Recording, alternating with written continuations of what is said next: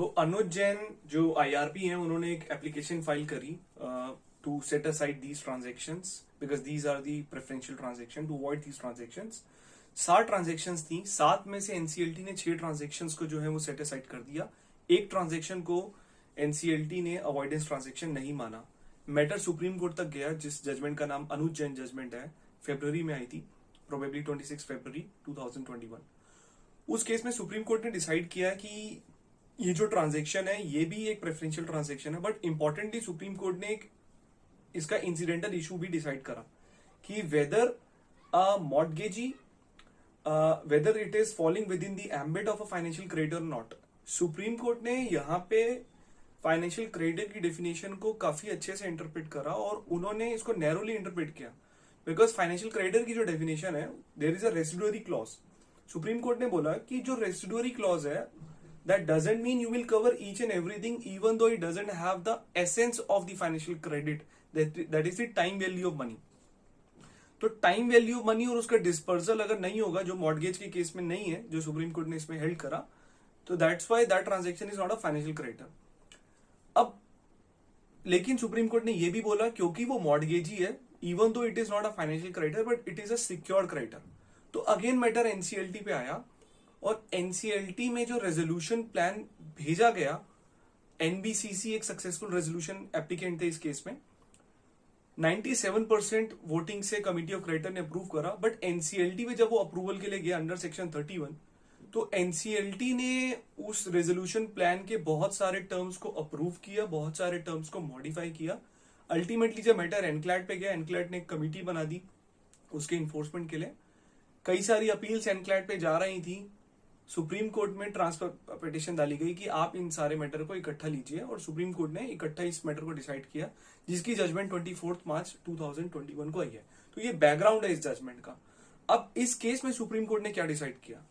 Supreme Court ने decide यहाँ पे बहुत ही थॉरली ऑब्जर्व करा कि जो सेक्शन 31 है आईबीसी का, सेक्शन 31 आईबीसी का बहुत ही लिमिटेड जुडिशियल रिव्यू देता है एनसीएलटी को to deal with the resolution plan.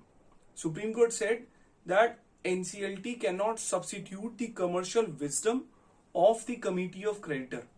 Committee of Creditor ने जो भी डिसाइड किया है रेजोल्यूशन प्लान में, उस कॉर्पोरेट डेटर को रिजॉल्व करने के लिए NCLT मेरिट्स में नहीं जा सकता। NCLT नहीं बोल सकता कि ऑपरेशनल क्रेडिटर को इतना देना चाहिए या फाइनेंशियल क्रेडिटर को इतना देना चाहिए। NCLT क्वांटिफेबल एनालिसिस भी नहीं कर सकता। ये सुप्रीम कोर्ट ने डिसाइड किया। लेकिन at the same time supreme Court ने यह भी डिसाइड किया कि कुछ टर्म्स एनसीएलटी ने करेक्टली अपील्ड किए थे, कुछ टर्म्स में उन्होंने इनकरेक्टली मॉडिफाई किया। What NCLT should have done कि वो मैटर को रिकंसिडरेशन के लिए कमिटी ऑफ क्रेडिटर पे भेजते, दोबारा वोटिंग होती और दोबारा मैटर जो है वो अप्रूवल के लिए आता। नंबर 1, यहां पे एक कंटीजेंट लाइबिलिटी भी है। हुआ क्या था, जैसे कि अभी हमने डिस्कस किया कि कंसेशन एग्रीमेंट बना था 2000 के around government of UP through the Yamuna expressway, earlier it was Taj expressway and the Jaiprakash. तो वहां का जो लैंड था उसकी कई सारी जमीन एक्वायर की गई थी गवर्नमेंट ने। हाईकोर्ट में एक पर्सन ने पीआईएल डाली और हाईकोर्ट ने ऑर्डर दिया कि आप उसको एडिशनल कंपनसेशन दीजिए। तो उसके बाद स्टेट ऑफ यूपी ने, गवर्नमेंट ऑफ यूपी ने एक सर्कुलर निकाला जिसके थ्रू एडिशनल कंपनसेशन मांग रहे थे जयप्रकाश से। जयप्रकाश ने उस सर्कुलर को चैलेंज किया हाईकोर्ट में, बट बाद में विड्रॉ कर लिया और आर्बिट्रेशन में चले गए।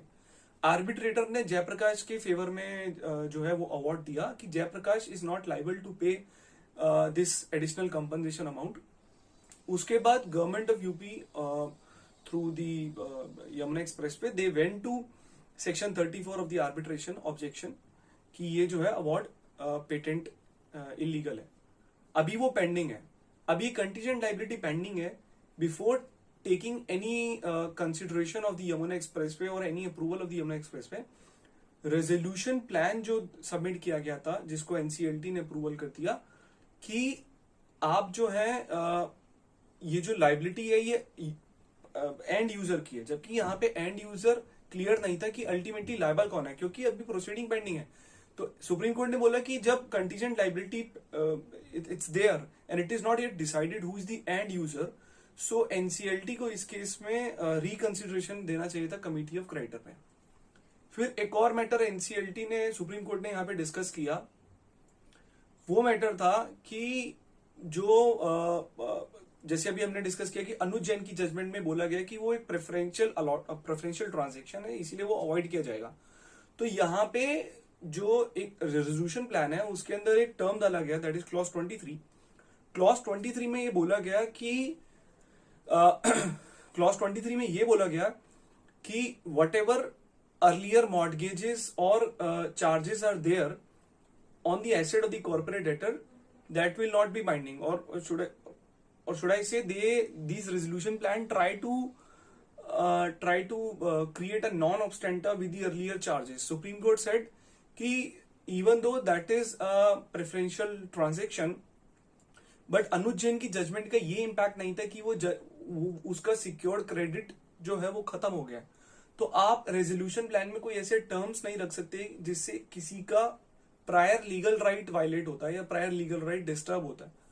तो आप ऐसे टर्म्स जो हैं कि notwithstanding any prior charges और encumbrances are there, you can not do that. So इसको सुप्रीम कोर्ट ने सेट असाइड किया। तो कंक्लूजन ये इस मैटर का है कि अभी ये दोबारा मैटर जो है वो एनसीएलटी कमिटी ऑफ क्रेडिटर पे गया है, दोबारा इस पे वोटिंग होगी। रिवाइज रेजोल्यूशन प्लान, इसमें इन्वाइट होंगे सिर्फ 2 रेजोल्यूशन एप्लीकेंट से, और again it will be put to voting and then matter went again to NCLT under section 31 for approval. ये जजमेंट इसलिए इंपॉर्टेंट है क्योंकि this is one of the first judgment in IBC जहां पे supreme Court ने 3 दफा article 142 का use किया। Article 142 of the Supreme Court gives the power to Supreme Court to pass any order to do complete justice. IBC के अंदर एक timeline है, within that period you have to complete the CIRP process.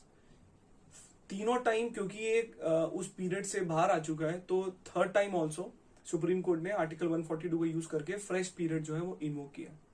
So that's all on our first video, and we will try to cover more legal issues in our subsequent videos. Thank you so much. I hope